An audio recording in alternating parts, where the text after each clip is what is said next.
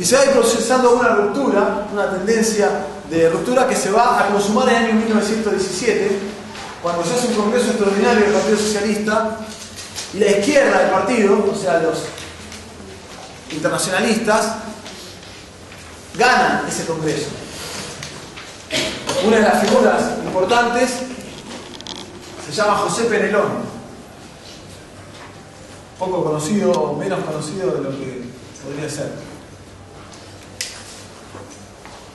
¿Qué pasa? Esa dirección del partido reacciona, hace una maniobra después frente a ese congreso. La maniobra consiste en lo siguiente: ellos dicen que los cargos legislativos que tenía el partido, que eran bastantes, no comparten esta posición y que van a renunciar.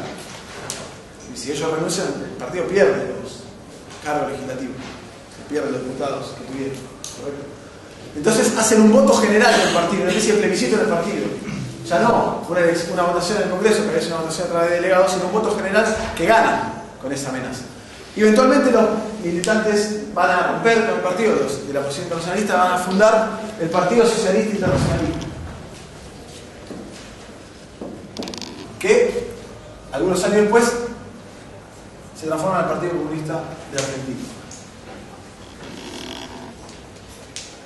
En el año 18 es el PSI y en el año 20, ya integrándose a la Internacional Comunista, es el Partido Comunista. La Internacional Comunista, y ahí retomamos, se había formado, sí, sobre la base de la izquierda de Zimmermann, pero también sobre la base de la Revolución Rusa y de la política impulsada también por la propia Revolución, que convoca a un montón de partidos, y montones de partidos se rompen con los partidos socialistas y piden integrarse a la Internacional Comunista. La Internacional Comunista establece los famosos 21 puntos, que son un requisito para integrarse a la Internacional Comunista, uno de los cuales es llamarse Partido Comunista. ¿Sí? Y el Partido Comunista Argentino entra a la Tercera Internacional. De manera que nosotros ya en el año 20 tenemos un nuevo actor político importante en la izquierda argentina, que en este punto la ubica en consonancia con otros países y la izquierda del tercer mundo. Es decir, tenemos a los socialistas cada vez más alejados de una inserción obrera y cada vez más instalados en una posición reformista, electoralista, con muy buenos resultados electorales, sobre todo en la capital. Por otro lado, un anarquismo que está en decadencia. Por otro lado, una fuerte corriente sindicalista revolucionaria, que ya le queda más de sindicalista que de revolucionaria en los sindicatos. Y por otro lado, un naciente Partido Comunista. Esas son las fuerzas políticas que, como ustedes ven, no son tan distintas a las que actúan en otros lugares del mundo. Es decir, tenemos en Argentina las fuerzas políticas que están en ese momento en la izquierda internacional actuando. Bien, el Partido Comunista Argentino tiene una historia algo accidentada en los primeros años. Es decir, por lo menos hasta el año 25 hay una cantidad importante de congresos. Hay 7 congresos entre el año 18 y el año 25. prácticamente 7 años. Para que se den una idea, el 16 congreso del Partido Comunista famoso fue en el año 1986. Lo cual se les da una idea de cómo empezaron después a discontinuarlos. Venían de hacer 7, uno por año, y después en el 86, casi digamos 60 años más tarde, recién iban por el 16. Hasta el año 25 no termina todavía de cristalizar una línea política homogénea, sino que hay distintas fuerzas que van actuando ahí. Por un lado, el Partido Comunista todavía comparte algunos de los elementos de la posición justista, a pesar de que han roto con Juan B. Justo. ¿Sí? Por ejemplo, la posición respecto a la guerra no había sido la posición de la izquierda de Zimmermann, la posición de Lenin, sino una posición más bien vinculada al pacifismo. ¿Sí? Y el núcleo del problema que les quiero mostrar es que todavía hasta el 25 no ha cuajado un equipo de dirección todavía homogéneo, y hay sucesivas rupturas del Partido Comunista, idas y vueltas de uno para el otro, que el que quiera conocer más en detalle puede leer el libro de nuestro amigo Hernán Camarero, que es sobre el tema.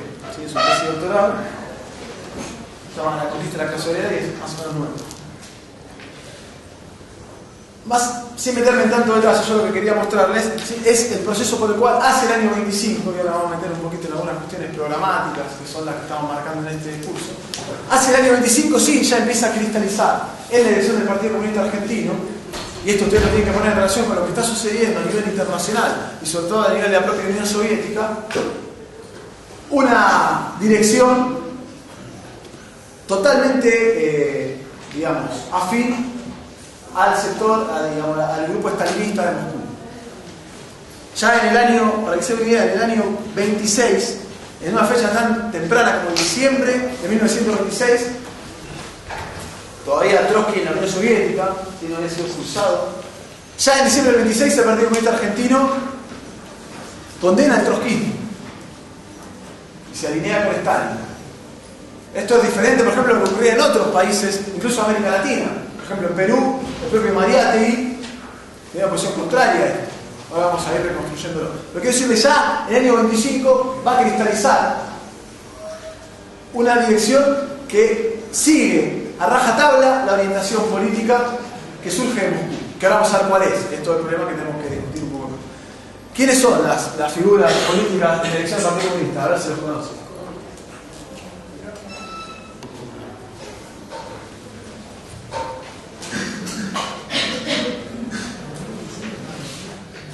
¿Lo conocen? ¿No lo conocen? Entonces está muy bien. Y otro se llama Rodolfo Scioli, bueno, hay muchos más, ¿no? Sí, Scioli tiene algo que ver con Américo Scioli. Claro, su hermano. Américo Scioli es del Partido Socialista. Norteamérico Scioli, tenemos que decir. Sus posiciones un poco imperialistas. Y hay otro que se llama Oreste Scioli, que también es del Partido Comunista. Pero Rodolfo Scioli es de la dirección histórica junto con Codovila. Para que se vea, Codovila es el hombre del Kremlin en América Latina. Codovila tiene una intervención en la Guerra Civil Española. Es uno de los enviados por la dirección estalinista como un agente del Comintern a España. Implicados en el asesinato de Trotsky en México. Es decir, dentro de lo que es los partidos comunistas latinoamericanos, el Partido Comunista Argentino, una característica que nosotros tenemos que marcar, que es trascendente para lo que va a venir después, es la terrible seguidismo, a las posiciones de Moscú. Eso ya cristaliza en el año 25, en el año 27 va a irse el partido Penelón, que durante bastante tiempo va a tener un partido más bien local, concentrado en la ciudad de Buenos Aires. Penelón va a ser concejal durante varios periodos. Va a tener alguna influencia política, pero ya se va del partido. Si hay una serie de rupturas y ya consolida el control del partido el grupo de Codovila hacia el año 25. Y digamos, cierra por completo ya el periodo de algunas diferencias internas que uno podría discutir, las diferentes salas, y pasa a ser un partido organizado en torno a la estructura de Moscú.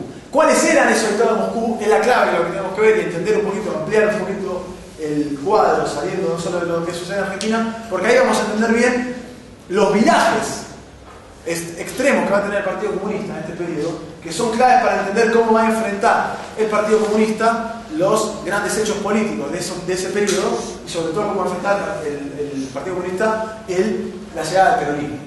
Es decir, nosotros tenemos que entender al Partido Comunista como un partido que sigue una orientación general discutida en la internacional. Y acá hay que discutir entonces brevemente, no me quiero extender mucho en esto, pero para que ustedes lo tengan presente, los grandes virajes que va a ser la Internacional Comunista en la época estalinista en cuanto a su política.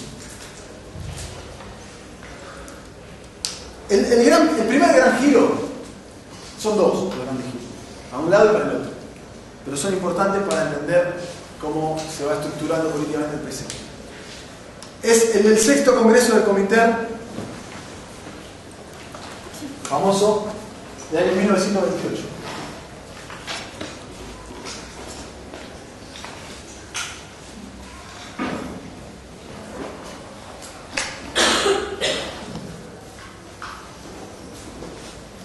¿Qué es lo que se decide en este Congreso? Algunos lo saben ya. Sí, les invito a que lo digan. ¿De dónde se viene? ¿De dónde se acaba de venir? ¿Qué es lo que acaba de pasar en China? Fracaso Hay un fracaso de una revolución por una orientación del Partido Comunista que había sido muy negativa, que había sido el seguidismo del Partido Comunista chino al movimiento nacionalista de China, que lo dirigía un tipo llamado Chiang Kai-shek, ¿sí? El Kuomintang. ¿Bien? ¿A qué viene esto? Simplemente a que se venía de una fuerte derrota como producto de un seguidismo a un sector de la burguesía china. Frente a esto, el sexto Congreso del Comintern, ya totalmente controlado por el estalinismo, hace un viraje abrupto hacia lo que se llama el tercer periodo. Alguna vez que se empezó a hablar, el tercer periodo, el periodo de clase contra clase o el periodo ultraizquierdista, son sinónimos. Cuando se habla del tercer periodo, se habla de esto. ¿Por qué se llama tercer periodo? Porque se suponía que frente a la primera etapa de ascenso de la revolución, que se había extendido del 17 hasta el 21, 22, había seguido, se había caracterizado correctamente un periodo de reflujo. Ahora se caracterizaba que se entraba en un tercer periodo de agudización de todas las contradicciones y de lucha, por lo tanto, entre el comunismo y todas las demás fuerzas políticas.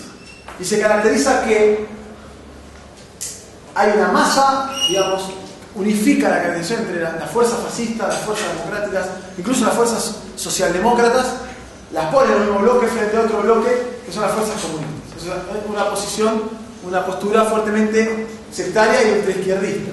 Para que se den una idea, se caracteriza al gobierno de Hipólito Yrigoyen como social fascista, ¿sí? Y del mismo modo se caracterizaba como social fascista, por ejemplo, a la socialdemocracia alemana. Esto va a ser muy importante, es importante tener presente el giro del comité del tercer periodo para entender qué cosa en el N33 que ocurre en Alemania. La llegada de Hitler al poder, esto excede los alcances de este curso, pero ustedes saben que la llegada de Hitler al poder en Alemania está precedida por una política demencial por parte del Partido Comunista que se niega a hacer todo tipo de frente único con los socialdemócratas, con otras fuerzas obreras, contra el nazismo, porque viene de la caracterización del tercer periodo, de que considera como fascistas a todas esas fuerzas. Hay grandes artículos de los mejores, yo diría, de Trotsky, sobre el problema alemán, donde él llama casi desesperadamente, desde el exilio al que lo habían condenado, a hacer un frente único con los socialistas y con todas las fuerzas obreras en defensa de las propias organizaciones de la clase obrera contra el fascismo. Esa política, por supuesto, no se sigue y lleva a un desastre, ese ascenso de Hitler al poder por vía electoral, por así llegó Hitler al poder en Alemania. Este cuadro general se sigue también en Argentina, así como les decía, el Partido Comunista tiene una línea fuertemente sectaria, caracteriza como fascista a todas las demás, caracteriza como sindicatos amarillos a todos los demás sindicatos y forma sus propias organizaciones sindicales, siguiendo también los dictados de otra organización internacional, también dirigida en Moscú, que se llamaba la Internacional Sindical Roja. Entonces forman en Argentina distintos sindicatos que se reúnen, no los quiero abrumar con siglas, en una cosa que se llama CUSC, Comité de Unidad Sindical Clasista, ¿sí? Que eran las organizaciones sindicales afines al Partido Comunista.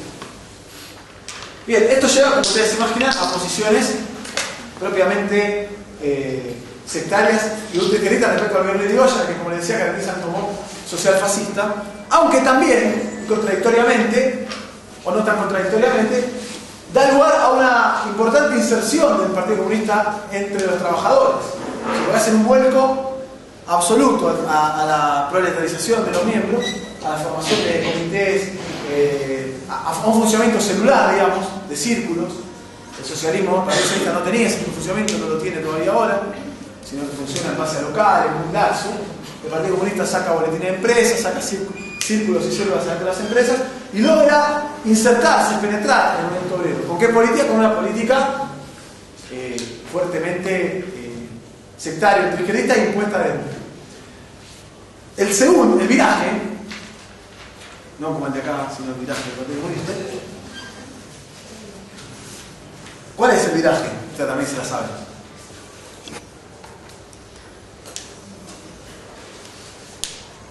Vamos, ¿cuándo es?